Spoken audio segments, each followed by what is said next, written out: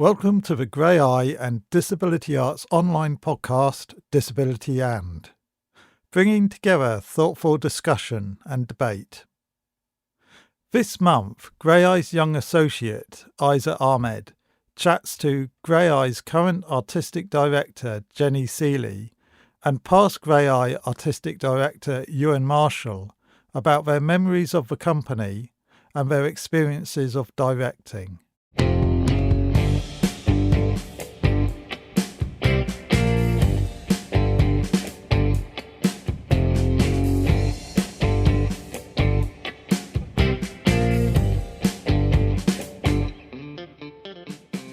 Hello everyone, welcome to the Disability And podcast. I'm Ayzah, one of the young associates here at Graeae, and I'm very, very excited to be doing this episode. Today we'll be talking to Jenny Sealey, which is our current Artistic Director of Graeae, and Ewan, which was the previous Artistic Director from 1991. We'll just be talking about the history of Graeae and everything that happened in between. So let's talk about the journey that you took to becoming Graeae's Artistic Director, Jenny, and how did that happen? How was that for you? Where did you start? I started off as an actor. First, I did a dance course, but I wasn't brilliant at dancing. It's all right, but acting was my passion. And I was lucky enough to audition for a company called Graeae. And when I auditioned, it was for an all-women play. And I just remember so clearly going to this room in Borough in London, an old church hall, and it was just full of deaf and disabled women. And I was like, oh, wow. And I suddenly felt I'd come home, that I'd found my tribe, somewhere where I could belong as a deaf person. It was awesome. And I got the job. Not a great play, but a baptism of fire in terms of just learning, being amongst disabled people, and Graeae became my home. I did audition for some other plays. Ewan auditioned me and never gave me another job. Thanks, Ewan.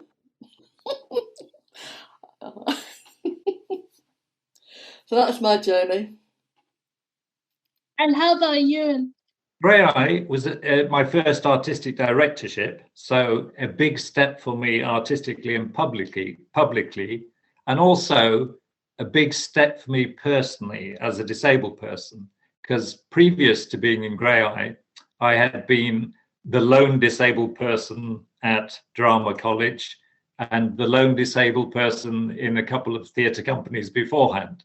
So it was a very, very seminal and important job for me. That's actually really amazing, how you can take that big risk and step into those shoes, and I just think that's really amazing. So congratulations on that. And so I just wanted to talk about a few things. So did you know each other before Graeae? I can't remember. Don't think so. No, I don't think so. No. No, I don't think so. I think after I worked at Graeae in the women's company, I went off to work for Red Ladder, Theatre Centre, different small companies, really good political theatre companies, but not Graeae again. And the only time I've met you at those auditions you're in. And then obviously when I started tipping my toe into the water around becoming a director, and I finally got the job at Graeae, of course I contacted you and I went, help! Because I had never run a company before or had that real big public platform and having to do budgets and business plans, and it was like, oh my goodness. So Ewan was a really supportive mentor back in those early days. when you look at Graeae now in its fantastic accessible home with an enhanced and justly deserved global reputation, in 1991, the company was incredibly different. It wasn't core funded, so it had to raise money for any production it could do. And the offices were in half a porter cabin in Camden. So it was, and I think artistically, the company had actually retreated from going in inaccessible theatre venues, which meant 99% of art centres and theatres then were just not accessible. And I can really understand why they'd done that.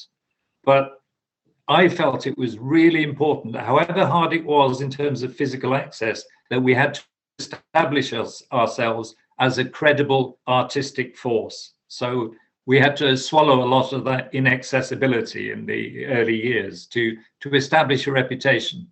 No, I can imagine, because even back in 1991, there wasn't much going on for people with disabilities, and even now, we're still okay, we might have made it halfway there, but in terms of representation as a whole, we're nowhere close. So Graeae did a really good job in trying to work around it, and I think in that day and age, that is the thing to do. So yeah, that's amazing. I was very lucky when I took over from Ewan, that he had really established it as a company of artistic excellence, and also Ewan and Steve Mannix had managed to get proper funding, long-term funding from the Arts Council.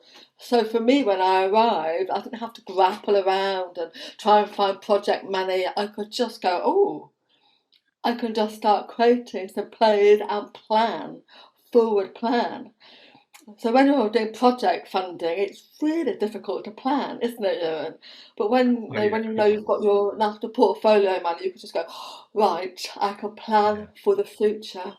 But I never thought the Graeae's future would go on and on and on and on and on. You know, when Nabil set up the company 40 years ago, he just thought, right, this will do for a few years, just to educate and let people know about the skills of deaf and disabled artists. And then people will know, the company will close down, and we'll all be in mainstream world. Yeah. And 40 years later, like you say, Ayzah, things are still not fully equal, fully inclusive. We've still got a long way to go. Yeah, and you would think imagine what Nabil was thinking, oh, definitely I'll just do this for a few years unless it was done. But it's took 40 years to where we are now, and it's still not perfect. And yeah, we still have a long road to go.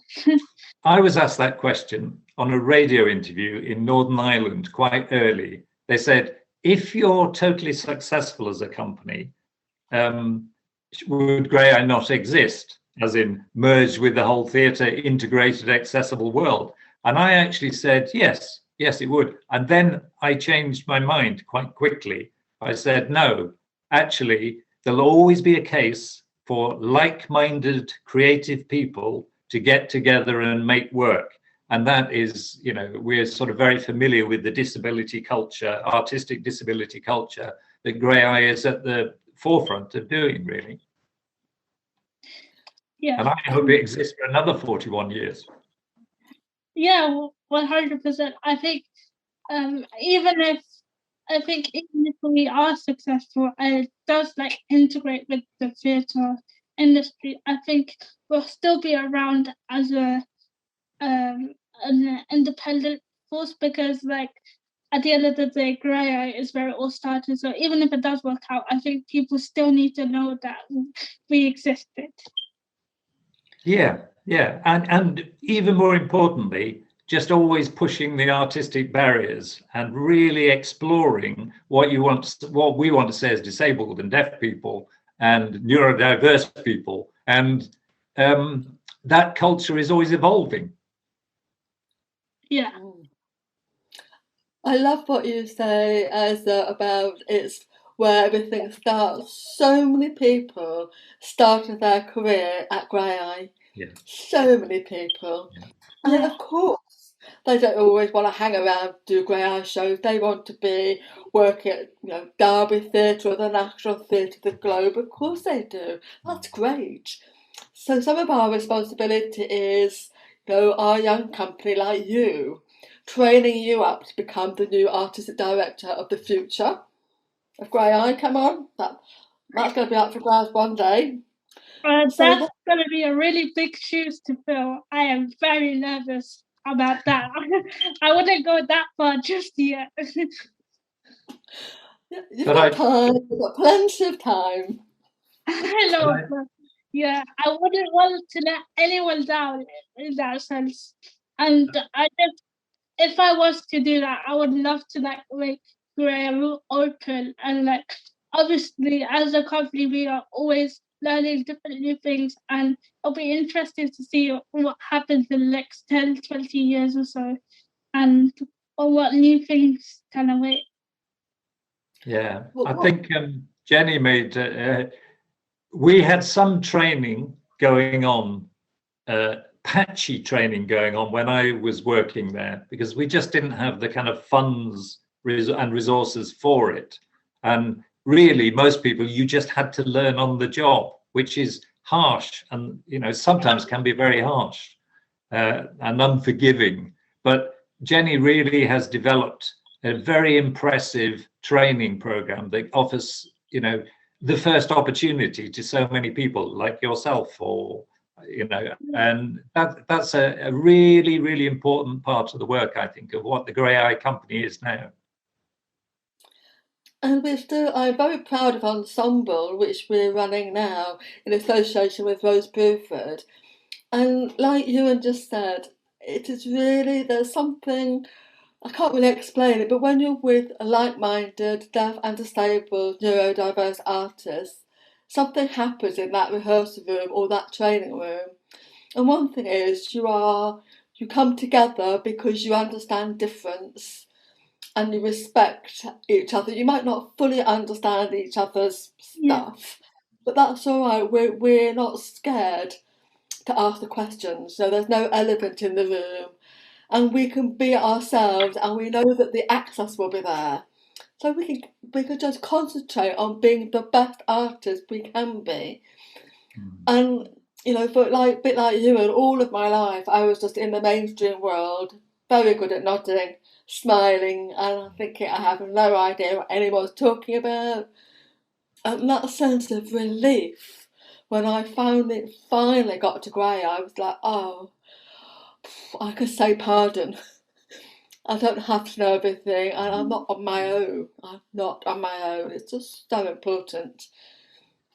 Yeah, I mean, like you said, Ensemble, I was lucky enough, this was a year ago or two, while I was still in college, I applied for Ensemble, and I got to the training week, the 1 week trial week, and I can easily tell you that was the best week of my life, because I've never met so many people with the same ambition as me and with the same creativity as me, and it was just so fun to meet new people and explore different ways of theatre and performing.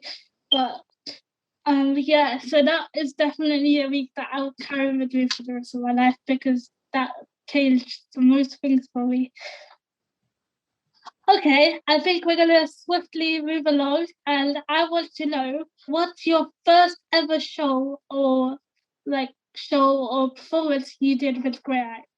The first show I did was a play that I inherited when I started. Luckily, there was a play written, and that was by Maria O'Shoddy, called Hound, and it was based on her experiences of being at a guide dog centre. That's where it was kind of set, and her experiences as a blind black woman.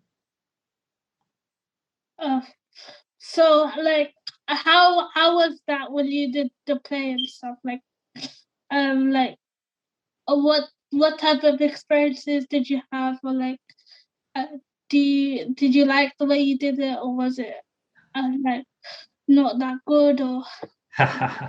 Well, it's it was really difficult. And one of the things that helps evolve how we worked is you were in the casting, there were 5 actors, 3 who would be blind and 2 who had to either be non-disabled or look non-disabled. And there was an ethnic mix within the cast as well. And you are, in those days particularly, it meant an extremely small pool of people that you could work with. And it actually got to the point, and I really shouldn't admit this on a podcast, but I actually started following this blind woman in the street because she looked so good. And I thought, I wonder if she'll go into theatre or something like that. And she actually went into the National Centre for, the Royal RNIB. She went in their building and I actually found out she worked there. And I rang her at work, and and things. And she was very flattered to be asked, but she said she couldn't act and she couldn't possibly leave her job. But going back to it, I was actually really proud of the work that we did on it. And I liked the actors we ended up with. And we did some very interesting things. And, one of the big challenges artistically was, how do you take a touring set around that is going to work for actors who are blind and things? And there were dance routines in it, these sort of military dance routines. And finally, we came across something, and I think it was suggested by one of the actors. He said, Dave Kent, he said, try sash cord under thin carpet.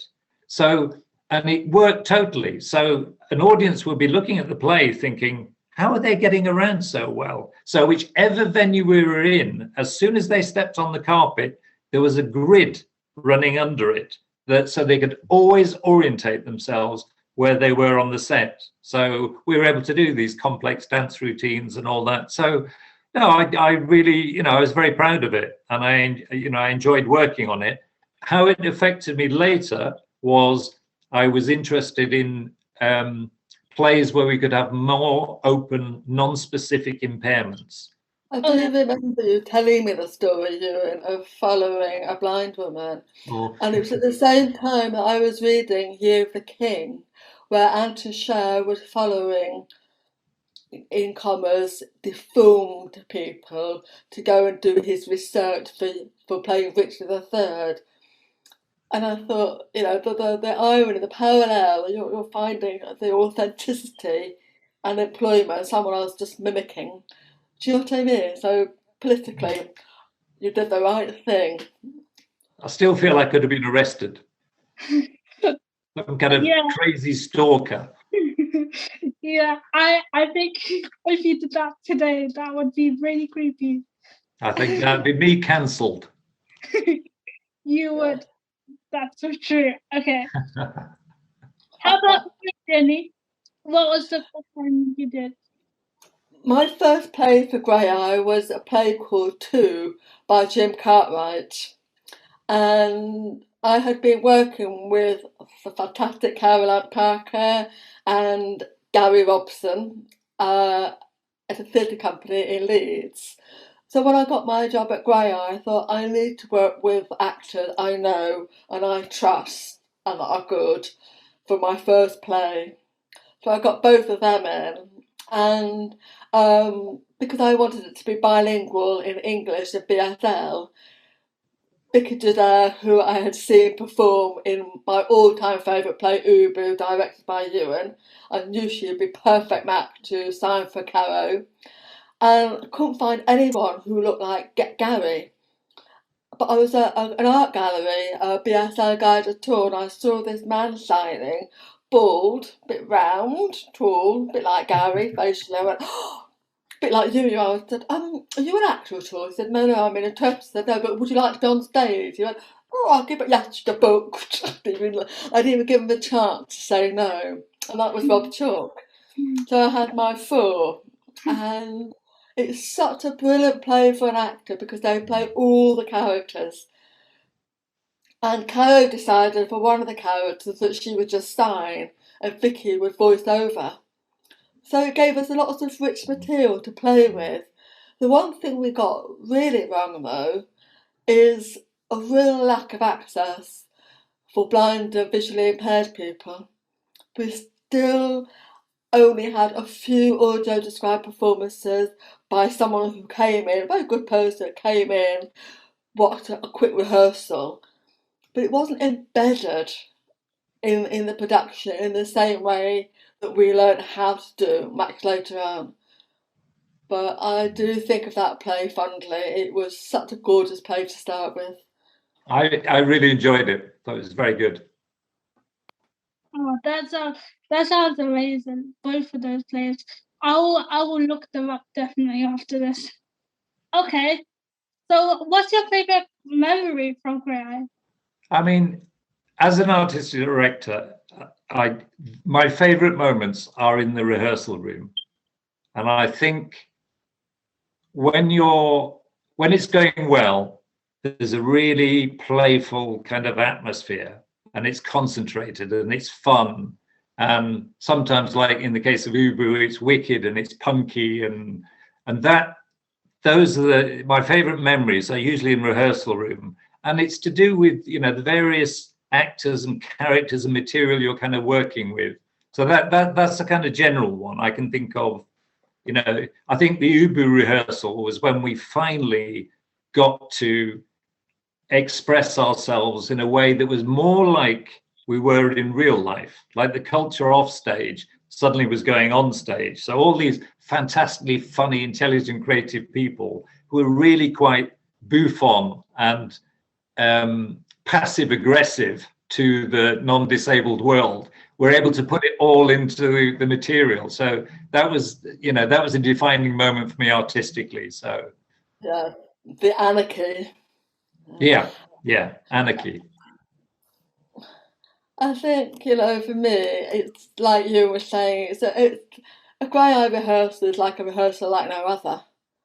You find every single person contributes to the development of the play because of their specific communication or access needs of a ramp or whatever it is. And suddenly that informs the design, the concepts, the nitty-gritty of it all. So no Graeae play is ever the same. It's impossible because of the uniqueness of our cohort. And I'm just remembering a moment in Reasons to be Cheerful, which is our Ian Jury punk, which was pure anarchy. But when we had Max Ranham in it, we were just rehearsing the Kung Fu moment. Ian Jury Kung Fu, there was a link, I promise. But we played with the thing that Max's prosthetic arm fell off. And we were crying with laughter because we thought only in this play, only with Max could we do that. Yeah. And when I was doing circus training with a whole group of military, army men and women, all of them with prosthetics, they would play hide the leg. So someone would hop off their aerial thing and go, "Oh, who's taken my legs? Where's the leg?" I mean, you have fun, real fun. And the wonderful Tim Gebbles, who is now long gone, there was a wonderful moment in the rehearsals for The Changeling when he and Karina Jones had to go to kiss and they missed each other, both blind. They missed each other. Of course we laughed. But it was okay. It was okay for us to laugh. Do you know what I mean? So it's just, there's something really grounding. And the other bad thing, I don't know if that's a good thing or a bad thing, but it's good actually for us. When you go to a pub, when you're with a load of Graeae lot, you can always get a seat. People move. Go, "Oh, all these disabled people," and they go. So, "Oh, brilliant, thanks, we've got a table, brilliant." We also found out touring that we could always get in first class, and we used to call it playing our joker. And I can remember with a group of disabled actors who had been doing a week of empowering workshops with young disabled people, suddenly played their joker on the train. "Oh, sorry, we're in first class. There aren't quite enough seats. We need to sit together to support each other." And, "Oh, no, stay where you are, stay where you are." So that's a kind of typical Graeae experience. So, when we left behind, there was a riot going on at, the National Star Centre or wherever we'd been. And suddenly, if they could have seen us, how pathetic we were playing our Joker. Oh, don't mind us, we're poor disabled people. That's amazing. Yeah, I think every disabled person has done that before. I definitely have done that a few times. I'm not gonna lie. Yeah. Okay, so as you both have experience in directing, then what is it about directing that you love so much? This is the second time I've been asked that question today. I've just done a panel with Orpheus Centre in Surrey, and one of the young people asked me that question. There's something. I never set out to be a director. I didn't know it was something I could do, but it was when I was watching other directors directing, I started thinking, oh, I wouldn't do it like that. I don't think that's the wrong decision there. And that's when I started to think, oh, maybe I could do it. And it's hard because your actors are, they have to be vulnerable. They have to put their heart on the table. To find the character, the authenticity of the character. So you have a real responsibility to look after their hearts and make sure that they're safe in the rehearsal room. And also, every actor gets more confident with their character at different times. So you've got one actor that's super confident, go, yeah, I've got it, on the go. The other actor's going, Jenny, I don't know what I'm doing. So you've got to try and balance it and get everyone up to the same point. And it is that moment where the music's there, the steps sort of in place, the costumes are working, the actors are confident, and then they start to play with it. They start to give it the next layer that you could possibly do as a director. You hand it to them, they own it, and then you go, it's yours now. And it's always hard to let go, always hard. But there's something really wonderful when they actually take it and off they go, and then they called Mayhem on tour. So it's an awesome job. I did a drama degree. It was mostly practical, and I had to direct a play because it was just part of my degree. And previous to that, if I had any ambition, I wanted to be an actor. But when I directed this piece, nothing interested me as much as that. Nothing absorbed me as much as working as a director. And that was it from that moment. I just thought, that's something I'd like to do. But I was still, it took a while because even as a director, as a disabled person, the theatre, I didn't feel part of the theatre. I didn't think I would be an acceptable person, so, I didn't go straight for the jugular, as it were, because I was a little shy about it. I was a little nervous about joining the non-disabled theatre world. So path to becoming a director was a very cautious one, not a direct one. Yeah, I can imagine. And also, even for me, now when I'm at Graeae, before Graeae, I didn't even think that I would be able to get into the theatre industry, because although for a while I've been thinking that I want to get into theatre because I went to see a few performances on stage and they were just amazing to me, and I was like, right, I want to do this, but how do I do it? So when I found out about Graeae, I was very, very excited. But it was the same thing where obviously one of my dreams personally, I know this is a bit far-fetched, but I would love to get one of Graeae's performances on the West End stage, which is one of the biggest theatres in London. I think that would be amazing. That's one of my goals. If I was to take over, I would definitely get a show on the West End stage. And because it's always been my dream to perform there ever since I got interested in theatre. So I think, yeah. We tried really, really hard to get Reasons to be Cheerful on at the West End. just didn't happen. I mean, we are still a small company. I don't have those contacts with the West End world, but it would have been amazing to do that one. Really would have been. And it does make me realise what you've just been saying, Ayzah, that we still have more boundaries to push, more stages that we want to grace. You know, we've never done a play at the National. Oh, we did Sugar Water, but that was in the Dorfman. We've never done one on the big stage. I mean, the Solid Life of Sugar Water at the National, but we've not done the big one. We haven't done the Globe. We haven't done the Royal Opera House. I've got a list. It's my bucket list. Stages I want to access before I leave and let you take over. I've still got stuff to do. Yeah. Yeah, that is a very long list, and it's going to take a while, but hopefully we'll get there in the end. So I just wanted to ask, what makes a good director? Oh, that's a very interesting question. I'm going to answer in a roundabout way. At the moment, I'm directing a play in Japan. Well, they are in Japan in a rehearsal room, and I'm on Zoom. And I'm up at 5 in the morning, 4 in the morning to have a cup of coffee, start rehearsing at 5, Shandu's with me. And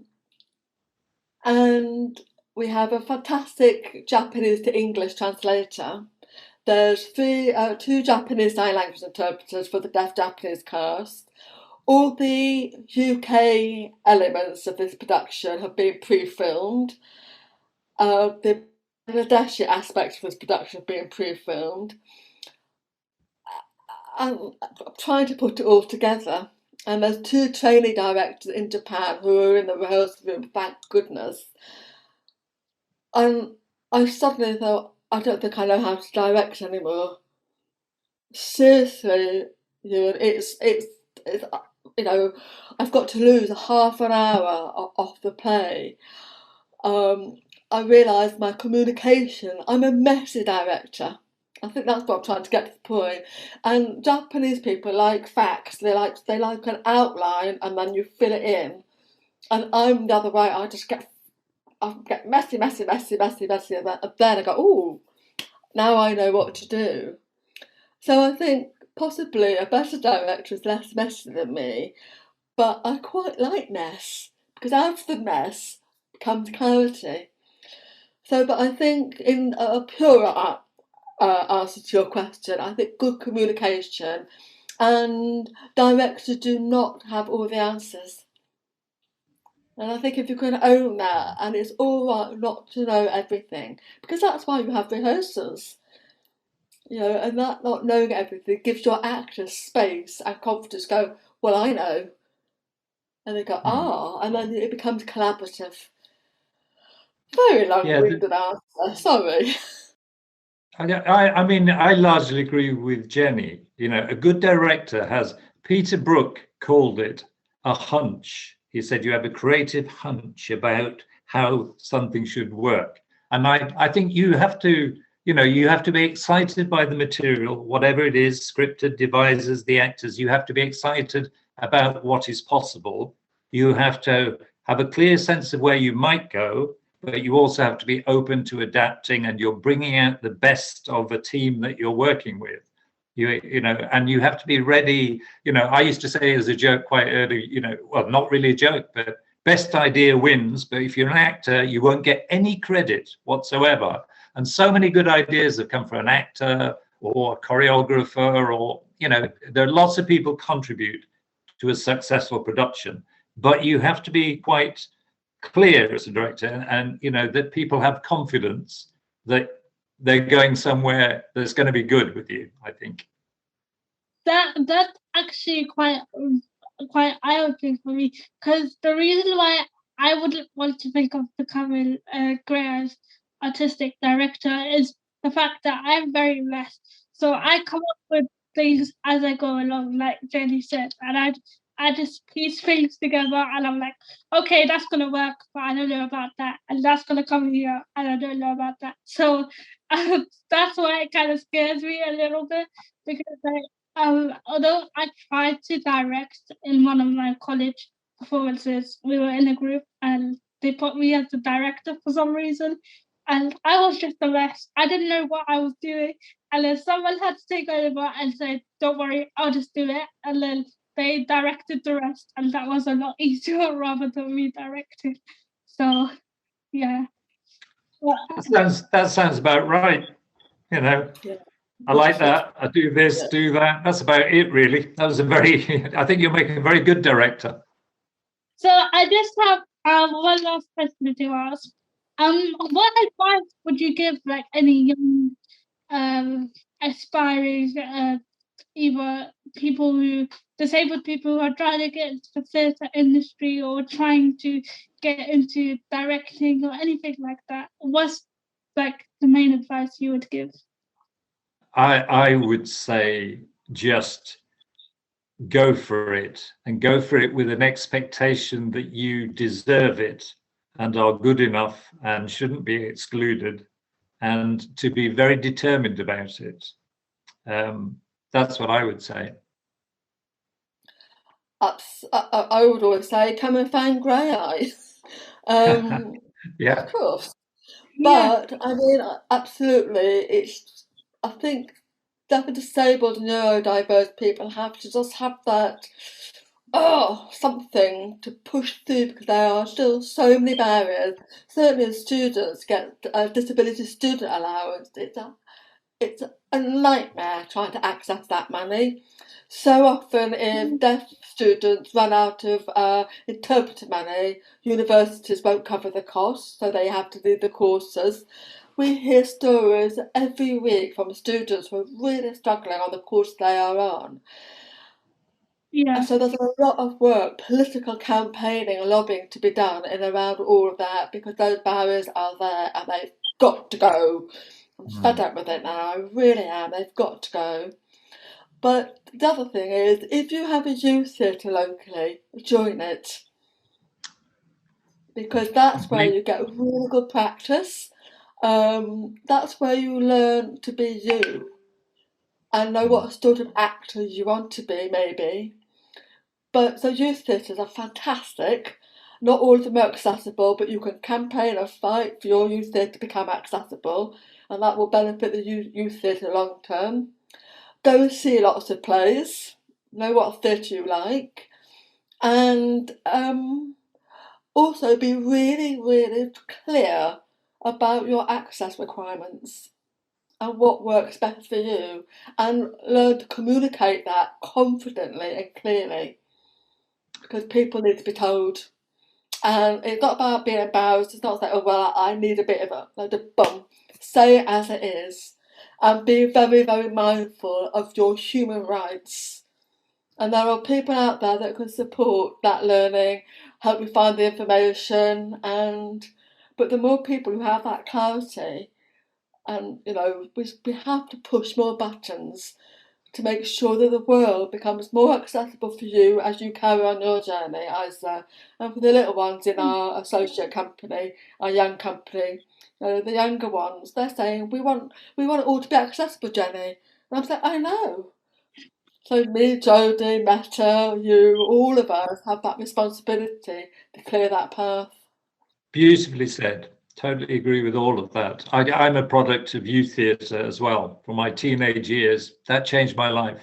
Same here. I started Graeae when I was like 14, 15, and yeah, it's amazing. And I definitely think we still like, especially for me, like what you said, Jenny, about like being clear about what you need and like what your access requirements are, because I think like people need to be told that, all right, stop being like pretending that you know everything, because you don't know everything about people's lives and you don't know the way people live. So stop pretending like you know anything and just sit down and listen, because like in a way, because it needs to be done and it needs to be said. And I myself, I would say it, like when I was younger, I didn't like really ask for work.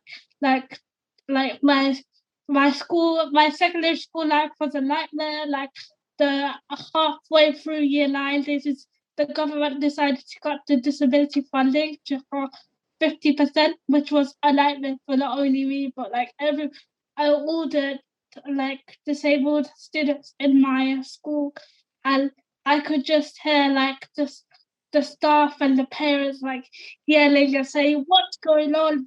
Why isn't my son or daughter getting support in this area? Why isn't that person getting support in that area?" Yeah, and it was just really frustrating time, and it still is. And like Jenny said, it's very hard to even access those like funding and the government, whatever the government says they'll give, because like it's just a nightmare. So I would hope to change that in some sort of way. I think that's really important. Sounds fantastic. That sounds like a really good plan and something that's exciting to be part of. Yeah, definitely. I would love to live to see the day where like all of these restrictions are lifted and I could go, yes, we did it. Yay. Thank you. Thank you.